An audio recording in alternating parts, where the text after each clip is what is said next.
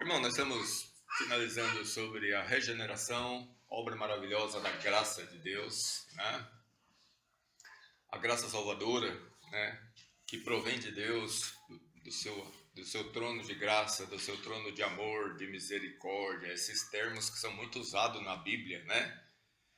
E pela qual, por meio dos quais, né, esses atributos inerentes a Deus, Deus trouxe especialmente salvação ao perdido pecador, né? Aprove a ele fazer isso, não tinha que fazer. Podia ter feito um povo, né?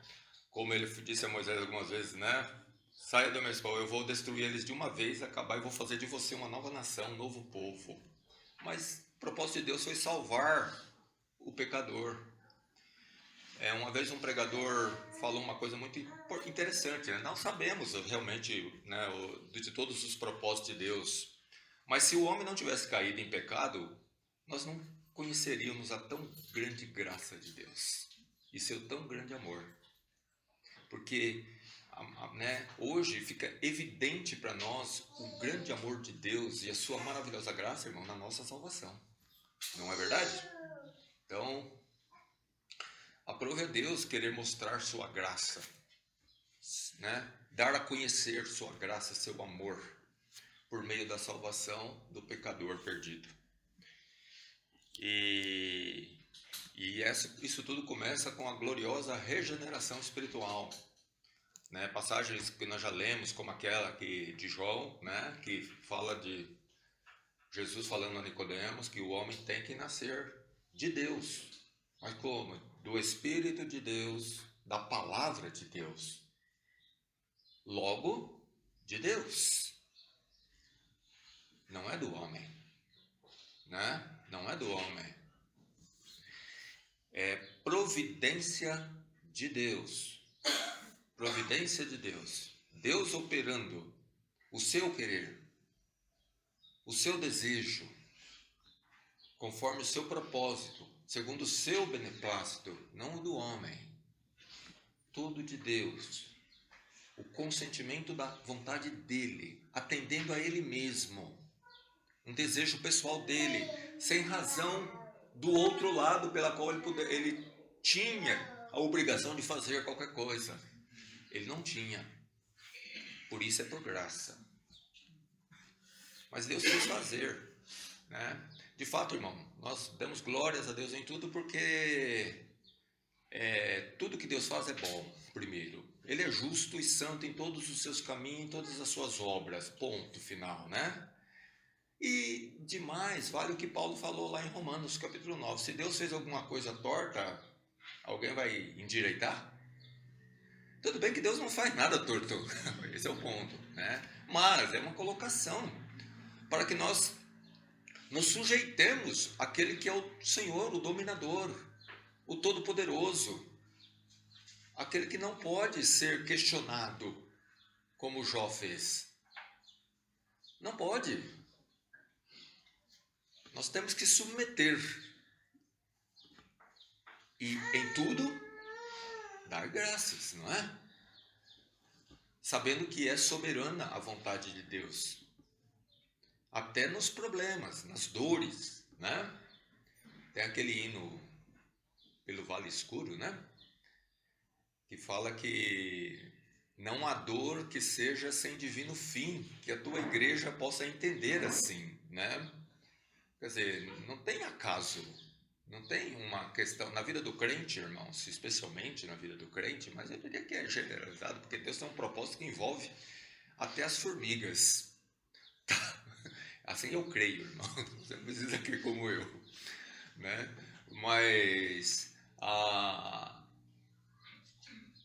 Deus operando sempre sem acaso, propósito dele, dentro daquele propósito eterno dele, daquele domínio absoluto que Deus tem de tudo e de todos, em todos os tempos, envolve desde as pequenas até as grandes coisas. E tudo tem um propósito fim, um objetivo a ser alcançado. E nós devemos entender dessa forma.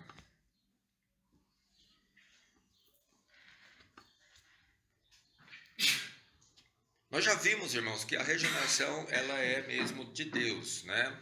Efésios capítulo 2 fala também, né, daquela outra passagem, que Deus nos vivificou quando nós estávamos mortos em delitos e pecados, né? Uma passagem daquela, ela tem que ser aceita tal qual ela está. Porque não tem como mudar ela em nada. Não tem como, você nem torcer não tem como. Né? Deus nos deu vida porque estávamos mortos. Uma coisa, irmãos, é nós não entendermos certas coisas. De fato, eu fui entendendo muitas coisas no decorrer da minha carreira cristã. Uma coisa é não entender ainda, ou não ter entendido ainda. Outra coisa é relutância em aceitar.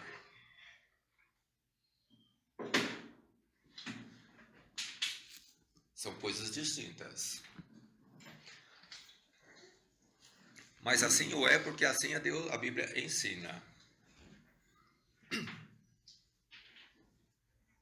Nós já vimos que por meio da regeneração, irmãos, desse novo nascimento espiritual, pela qual o homem ele é condicionado a voltar-se a Deus, pela operação do Espírito de Deus, que abre o entendimento dele para que possa compreender o Evangelho. Até então ele não é capaz por si mesmo nem de compreender o Evangelho. Ele ouve, ele raciocina em cima daquilo que ele está ouvindo, mas ele não tem uma compreensão espiritual, ele tem apenas um mero assentimento intelectual. Obviamente que o mente da pessoa está funcionando, ele vai raciocinar em cima daquilo que está ouvindo, mas ele não vai ter um assentimento espiritual. Isso somente pelo poder regenerador do Espírito de Deus acontece. Né? Daí muitas pessoas que ouvem e morrem nos seus pecados. Pessoas inteligentes dentro do núcleo humano. Pessoas com capacidades de raciocínios muito bons, mas incapazes de compreender espiritualmente aquilo que se revela e se mostra totalmente por meios espirituais. É Deus quem abre o entendimento. A Bíblia assevera isso, né? E ela fala que o diabo cega o entendimento. Então, quando uma pessoa chega àquela compreensão do Evangelho, né, é já operação de Deus, irmãos. Deus já está operando. Ele já começou a boa obra. Notem que aquela passagem fala que aquele que em vós, o quê? Começou a boa obra. Não começou comigo. Não começou com você. Começou com Deus, continua com Deus e vai terminar com Deus. De fato, por isso que naquele grande dia, ele vai com toda a justiça receber toda a glória e a honra do seu povo. Porque nós sabemos que toda a glória e a honra a ele pertence. Porque foi ele quem começou, foi ele quem sustentou e foi ele quem terminou. Obra de Deus. E nós vimos também, irmãos, que apesar de a obra ser toda de Deus, Deus estabeleceu meios. O método de Deus, né? E tem que se submeter ao método, senão Deus não vai mudar o método por conta do homem. Uma passagem muito importante nesse contexto, até de salvação, é a de Naamã, né? Deus havia falado, né, por meio de Eliseu, ó, vai lá e mergulha 7 vezes no Rio Jordão, e você ficará curado. O Jordão, esse rio sujo, esse riozinho aí, eu tenho tantos rios bons lá, na minha terra. E eu vou dizer uma coisa, ele poderia ter mergulhado 200 vezes nos rios bons dele, lá da terra dele, e jamais ele teria se curado da lepra. Ou se submete ao plano de Deus, ou não fica curado. Isso vale tanto para a salvação, irmãos, quanto para todas as coisas. Ou nós nos submetemos ao ensino de Deus, porque o ensino de Deus não vai se submeter a nós. Ele é imutável, porque o próprio Senhor deles é imutável. E de maneira nenhuma Deus vai mudar para atender a mim ou a você. Nós temos que nos adequar ao ensino. Nós temos que nos moldar ao ensino. E não tentar moldar o ensino àquilo que nós queremos. Ou que nos atende em um ou outro aspecto da nossa vida. Isso é uma falácia. Jamais agradaremos a Deus dessa forma.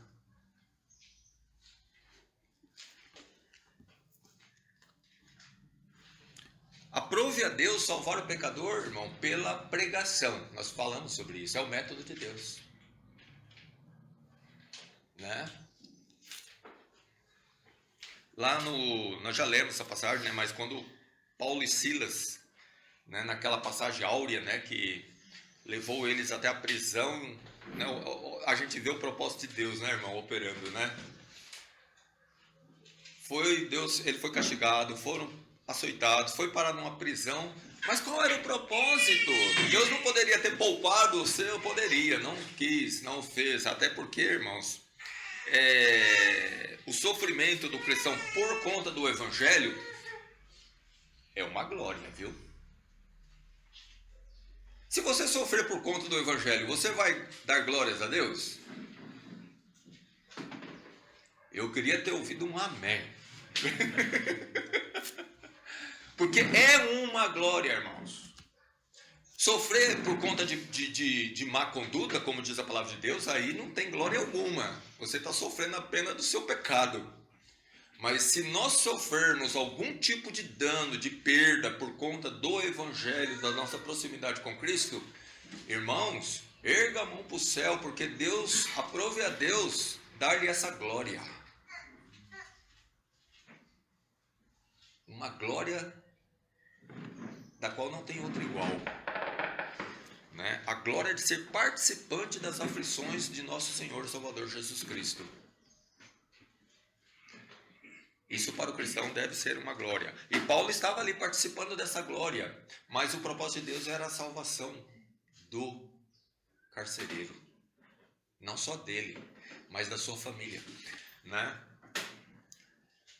Houve todo aquele cenário, né, provocado por Deus, o terremoto, tudo mais, e enfim, né, aquela célebre pergunta, né, o que eu devo fazer para me salvar? E a célebre resposta, crê no Senhor Jesus Cristo e será salvo. Mas a Bíblia fala logo em seguida, que fala o quê? Eles pregavam a palavra do Senhor. O crer no Senhor Jesus Cristo será salvo foi apenas o ponto inicial, né? Mas depois eles mostraram, certamente pela palavra, a razão pela qual eles deveriam crer. E eles creram no Senhor. Então nós já vimos, irmãos, que sem pregação da palavra de Deus também não há salvação, porque a regeneração espiritual, ela é pela palavra. Nascer do Espírito e da água, que nós já vimos que é a palavra de Deus. Sempre a palavra acompanhava. A pregação da palavra sempre esteve envolvida na salvação. Pedro pregou, houve conversões. Jesus ensinou, houve conversões. Pregou. O povo que saía disperso diante da perseguição efetuada, né, à igreja, né, saiu de Jerusalém, expulsos. Eles saíam pregando a palavra. Porque é o meio pela qual Deus salva o pecador. Nós temos que perder a timidez e falar, irmão, do Evangelho. Né? que nem uma música do falecido Luiz de Carvalho, não sei se era dele a música, né? A letra, aliás, mas falava assim, a gente fala do frio, do calor, né? Do mal e do bom tempo, né? Menos de Cristo, né? É verdade. A gente tende a sentar, que nem, né, senta nas rodas. Ontem nós estávamos na casa da irmã Leusa, o irmão Amarildo, né? E às vezes a gente senta com as pessoas e a gente fala do frio e do calor. Fala da comida que estava muito boa, né? Tudo que estava tudo muito bom, né? Mas talvez a gente não falou do principal. Tudo bem, teve a pregação, né? A pregação. Mas eu estou dizendo no âmbito pessoal, irmão. Pessoal, tá? Não estou falando coletivo, alguém, todo mundo sentar e o pastor ir lá e pregar. Estou falando no âmbito pessoal. Temos que falar, irmãos. Spurgeon fala muito, eu não sei se o pastor já ouviu, né? Ele usa essa ilustração, já usou, em várias vezes ele usa, porque marcou ele. Do jovem que entrou num salão e ouviu uma pregação de um pregador novo. E ele ficou muito tocado pela pregação. E ele chamou o pregador para ir até a casa dele, na expectativa de que aquele pregador continuasse a falar daquilo pela qual ele começou, lá no púlpito. E o pregador, no caminho, diz que foi contando piadinha e falando de tudo, e aquela conversa informal, né, extrovertida, sem peso algum, e ele começou a ficar decepcionado, e ele esperando que o pregador continuasse a falar daquilo que ele falou no púlpito, mas falava de tudo, menos do que ele falou no púlpito. E chegou na casa dele e continuou a mesma coisa. Resultado, ele chegou à conclusão que aquilo tudo era uma mentira. Era uma mera formalidade. Porque se fosse real, verdadeiro, ele continuaria. E isso marcou o Spurgeon, né? E ele usa essa ilustração. Então, irmãos, é assim. Talvez o homem que vem e senta na igreja, Deus queira que muitos vão sentar aqui, né? Ele quer saber se isso que a gente fala aqui é real na nossa vida. E como é que nós vamos provar se é real? Vivendo o Evangelho, mas também continuando falando dele. Ou, assim, não que não vamos conversar sobre as outras coisas, mas sempre glorificando a Deus, sempre na medida do possível, exaltando a Deus e glorificando a Deus. E trazendo tudo, buscando sempre levar tudo para o âmbito espiritual, para a glória de Deus. Porque o Evangelho tem que ser pregado. É interessante aquela passagem do Felipe e o eunuco, né? Mostra bem claramente, né, irmãos? Porque Deus é o Todo-Poderoso, Ele não pode ser impedido por nada, né? Nas coisas boas Ele pode fazer quando Ele quiser, da hora que Ele quiser, do jeito que Ele quiser. Mas Ele estabeleceu um método. Ele já estava operando naquele homem. Ele já sabia o que Ele ia fazer. Ele poderia fazer. O homem não estava lendo a Bíblia? Ele estava lendo na passagem de Isaías. O Espírito Santo não poderia abrir o entendimento dele para que ele compreendesse? Mas não fez.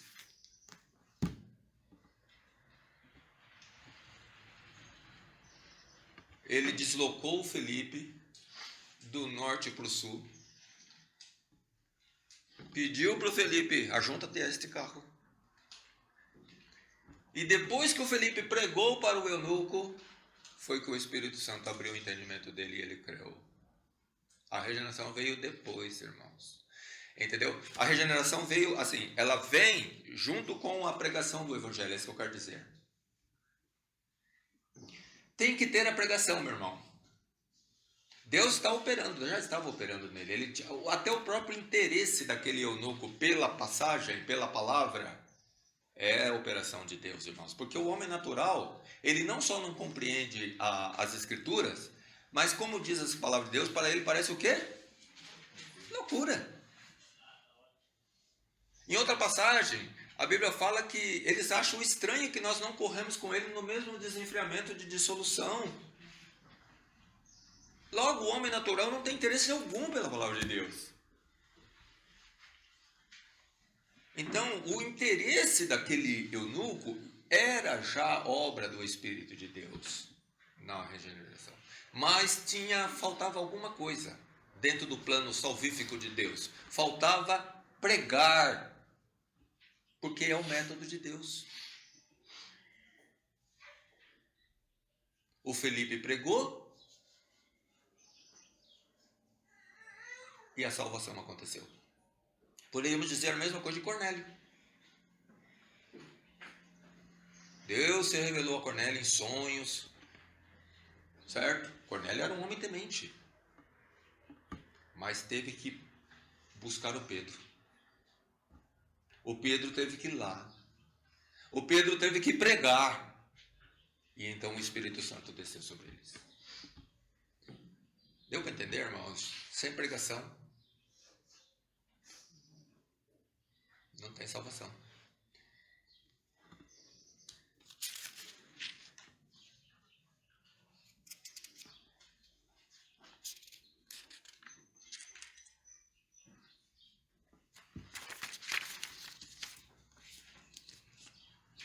E quais são os frutos da regeneração, irmãos? Quando a palavra de Deus diz que em 2 Coríntios capítulo 5, versículo 17. O que é que diz lá?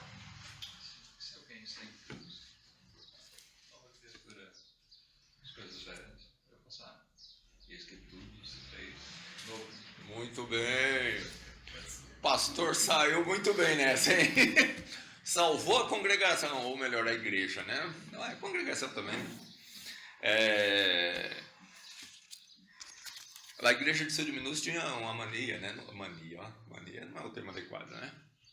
Um propósito, assim, né? De todo começo de ano, eles pegavam uma passagem, um versículo, e estabeleciam aquilo como um tipo de uma meta, né? Ou que fosse valer pelo ano inteiro, né? Então, um dos anos, a passagem era essa, né? Qual é o propósito desse ano? Se alguém está em Cristo, nova criatura é. As coisas velhas já passaram, tudo se fez novo, né? Pela obra de Deus, irmãos, há uma nova vida operando em nós, né? Nova criatura, regeneração. Não vai ser. A palavra é bem clara. É presente. E isso se manifesta de que forma? Pelos frutos. João cobrava frutos dignos de arrependimento dos fariseus que iam até ele para ser batizados. A regeneração leva à fé, leva ao arrependimento e à fé, que por sua vez produz os seus frutos. Esse fruto de arrependimento e fé, ele é manifesto. E eu vou dizer, irmãos, tem alguns que se manifestam imediatamente.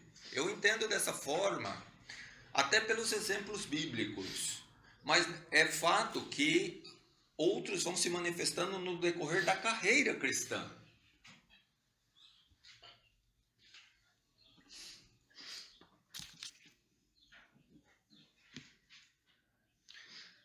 Vamos lá em Atos, capítulo 2.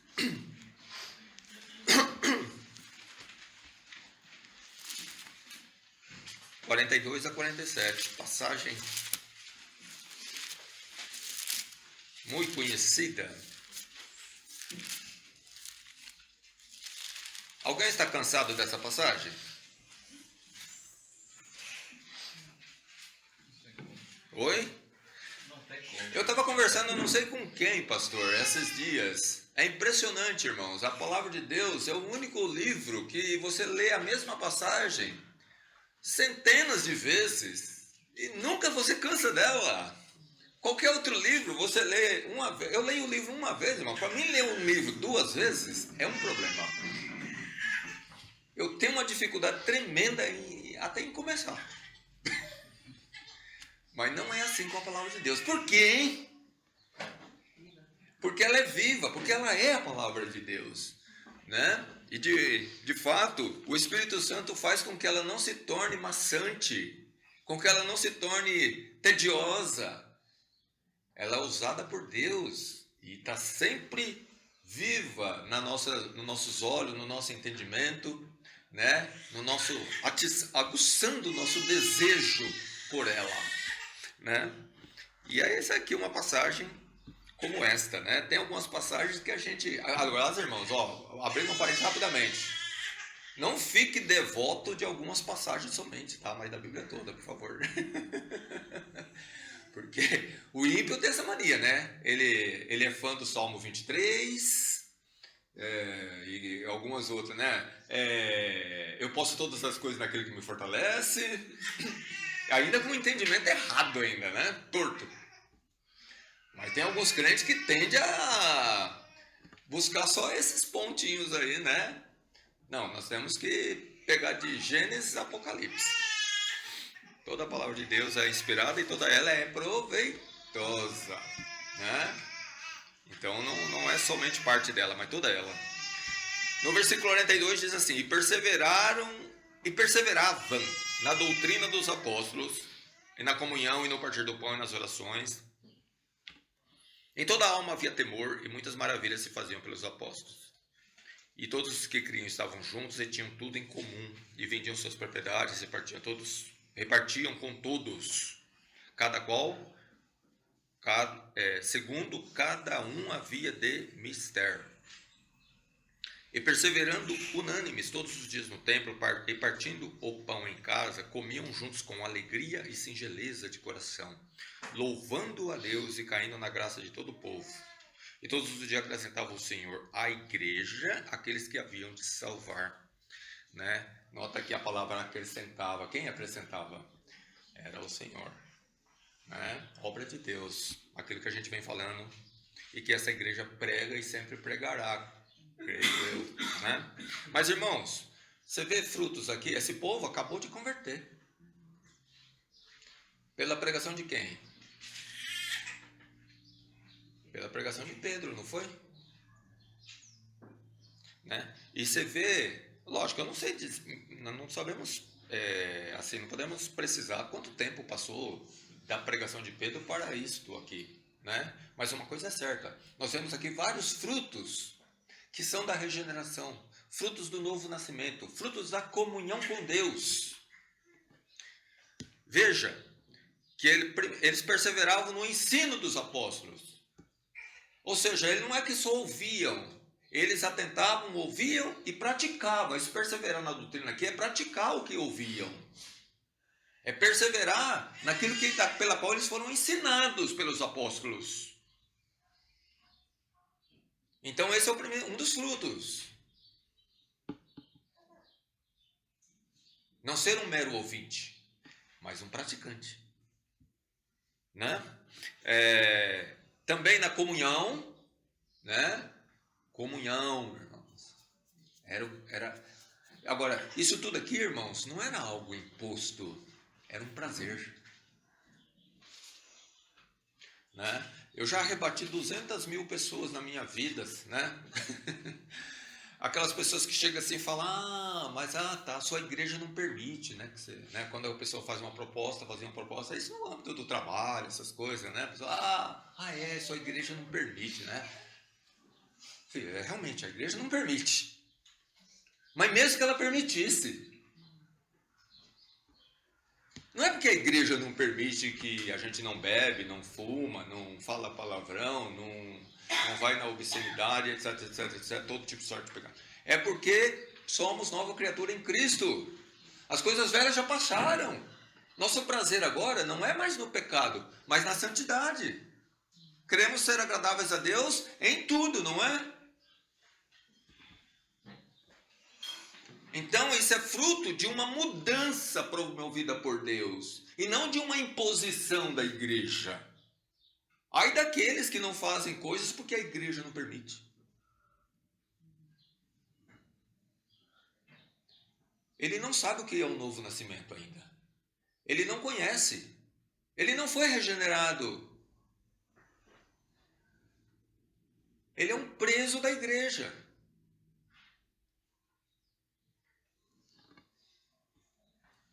Eles tinham comunhão, uma comunhão livre, espontânea, voluntária, prazerosa, nas orações, no partir do pão, sempre, né? Aquela doce comunhão. E nas orações, irmãos, sempre. Tudo isso é fruto da operação vivificadora de Deus. Esses frutos, eles têm que estar na nossa vida. Nós temos que vê-los. Temor de Deus. A Bíblia fala que em toda a alma havia temor.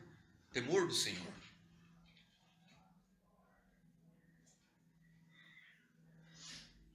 Os que criam estavam juntos e tinham tudo em comum. Saúde, irmão.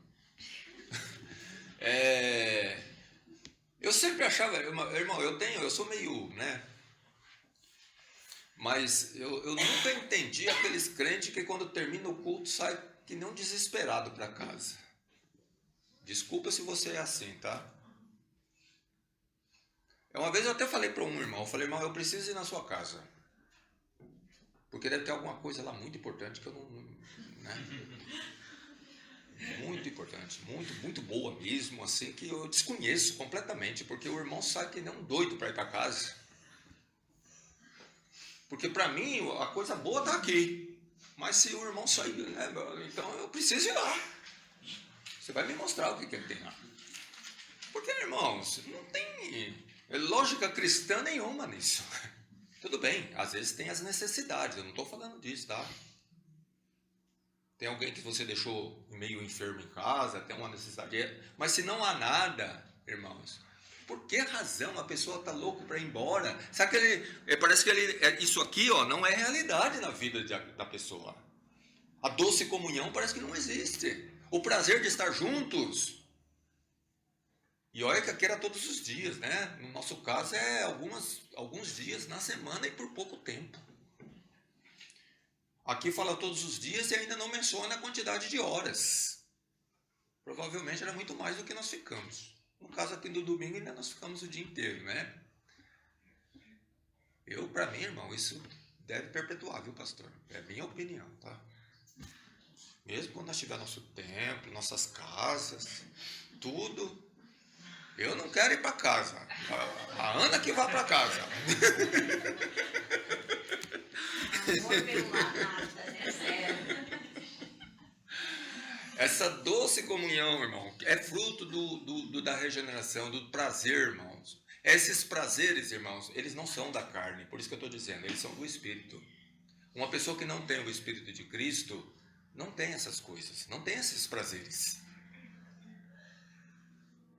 Ele pode até às vezes estar numa igreja, mas a cabeça dele está em outro lugar.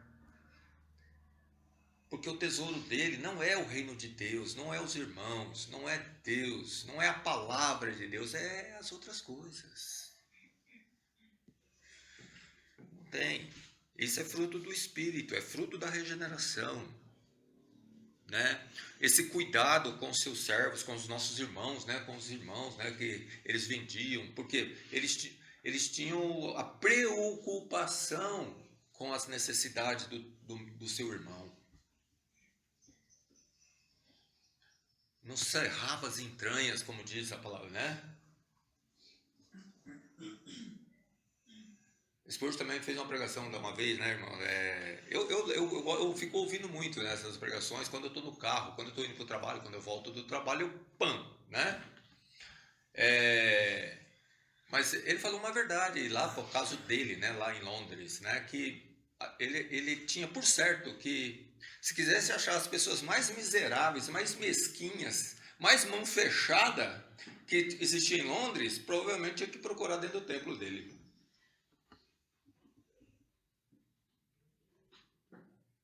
Ele lamentava profundamente que fosse assim, mas que não seja assim no nosso meio, amém, irmãos?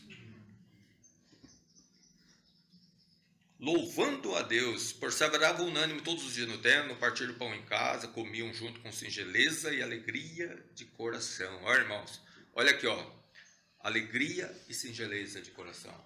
Alegria, irmãos. Um dos frutos da regeneração, irmãos, é a alegria no Senhor. Esse é um dos primeiros, tá? Qual foi o primeiro fruto, vamos dizer assim, evidencial no dia da sua conversão? Não foi alegria no Senhor? Isso é respaldado pela palavra de Deus. Lembra o caso do próprio carcereiro? O que diz lá? E ele se alegrou muito com toda a sua casa pela fé no Senhor, pelo conhecimento de Deus. Ele fala de alegria daquele homem, por ter conhecido agora a salvação em Cristo, por estar em comunhão com Deus. O eunuco fala a mesma coisa. O Espírito separou o Felipe dele, mas diz a Bíblia que ele seguiu como o seu caminho? Como? Jubiloso. O que significa jubiloso? O que significa, Pedro? Não sabe, né? Alegre, regozijante, feliz da vida, né? Porque agora ele era conhecido e conhecia o Senhor Jesus Cristo. Era um homem salvo. Seguiu alegre seu caminho. Feliz. Ora, isso é obra de Deus, frutos da regeneração, essa alegria no Senhor. Eu conversava muito com o pastor Paulo sobre isso, sobre as manifestações de fé dos nossos no presente momento, né, do presente século. E você fica esperando, né, uma alegria. Uma manifestação, às vezes, né, era comum que às vezes as pessoas confessavam seus pecados chorando, né, iam a Cristo, né, emocionalmente abalados. Por um lado triste, mas por outro lado felizes, né? Triste pelos seus pecados, mas feliz por ter sido revelado a salvação em Cristo. E às vezes você olha e você não vê isso naquelas pessoas que estão fazendo profissão de fé, e aí você começa a ficar meio cético. Eu já pedi perdão para Deus 200 vezes, sabe, meu irmão? Porque às vezes eu fico nessa desconfiança doida, e é doida mesmo, né? Aí o pastor fala, irmão, a gente tem que dar tempo, né? Tem que esperar aquele jeitão dele, né? E é verdade, ele tem razão, tem que esperar, né? Mas os frutos, é bom, irmão. É bom quando a gente vê os frutos do Espírito. Evidenciar na nossa vida. Isso mostra uma proximidade com Deus. O termômetro, irmão, do quanto nós estamos andando em intimidade com Deus, como diz a palavra de Deus, andando com Deus como andou Enoque, como andou Elias, é os frutos. É os frutos. É os resultados que não podem, que eles vão se mostrar sempre.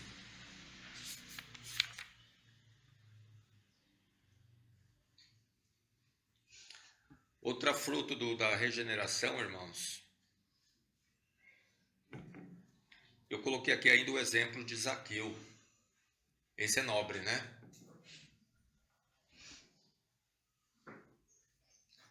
Jesus só ratificou, porque o que aquele homem fez, o que ele falou, a determinação dele é porque verdadeiramente salvação veio àquela casa.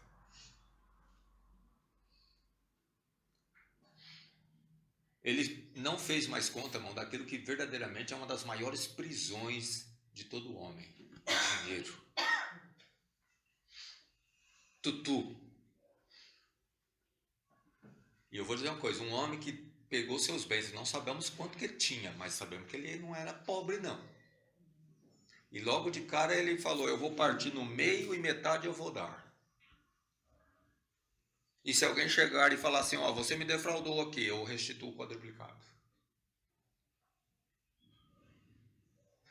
Irmãos, isso é evidência de regeneração verdadeira. Jesus só hoje veio salvação a essa casa. Porque pessoa que não foi salva, pessoa que não foi regenerada, pessoa que não nasceu de novo, não faz essas coisas não. Não mesmo.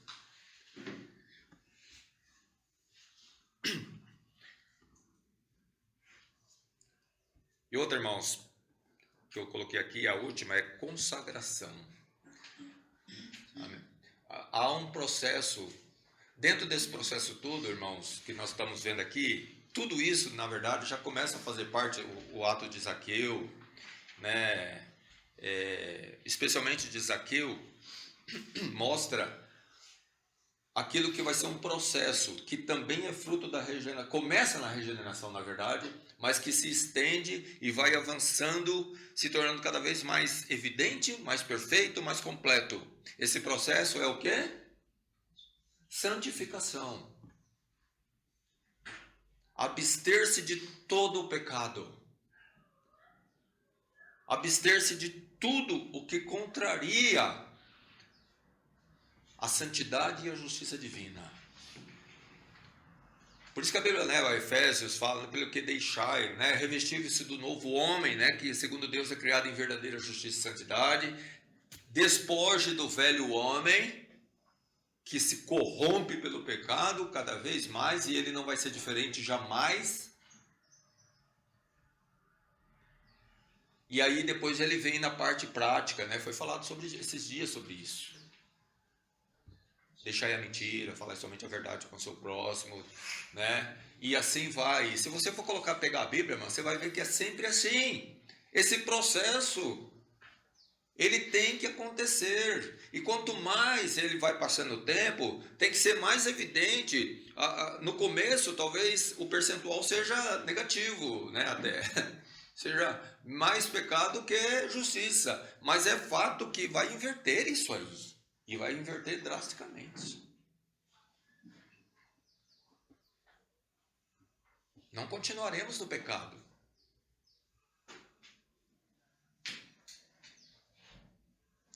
Vamos nos santificar, não é? Amém. E dentro desse processo de santificação, depois, né, irmãos, a pessoa vai querer não só ser santo, ele quer ser consagrado a Deus. Tudo que é dele, ele e tudo que ele tem, está aqui, Senhor. Isso é consagração, irmãos. Eu, minha família e tudo que é nosso. Tudo será para a glória do Senhor.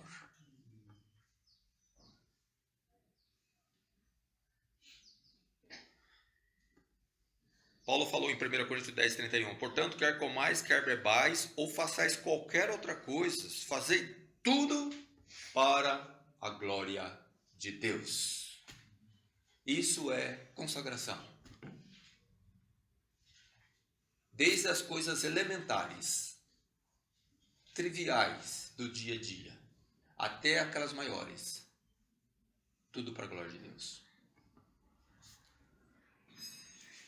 Desde as mais fáceis até as mais difíceis. Tudo para a glória de Deus.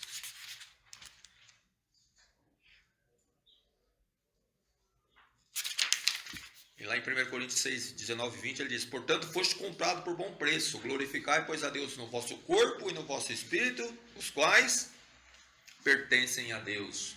Corpo e espírito. 1 Coríntios 6, 19 e 20. Corpo e espírito pertencem a Deus.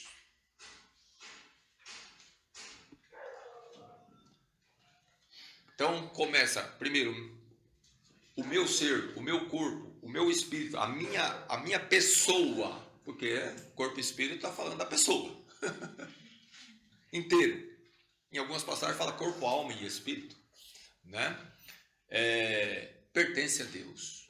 Ok, então eu me consagro, eu devo me consagrar a Deus, não só o espírito, mas também o meu corpo, os meus membros. Ele tem que ser usado como instrumentos de justiça. É o que a Bíblia ensina, não é? Consagração do corpo, consagração da pessoa. E aquela outra passagem, externo, o que você vai fazer por meio do corpo? O que você está fazendo qualquer coisa para a glória de Deus. Isso é consagração.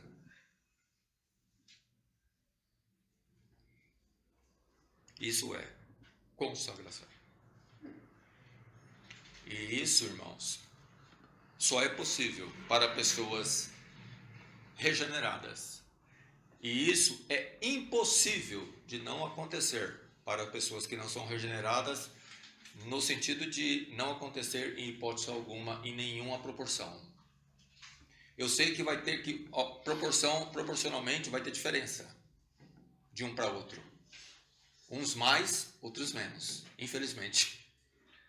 Mas em algum âmbito, em alguma proporção, na vida do crente, ela acontece.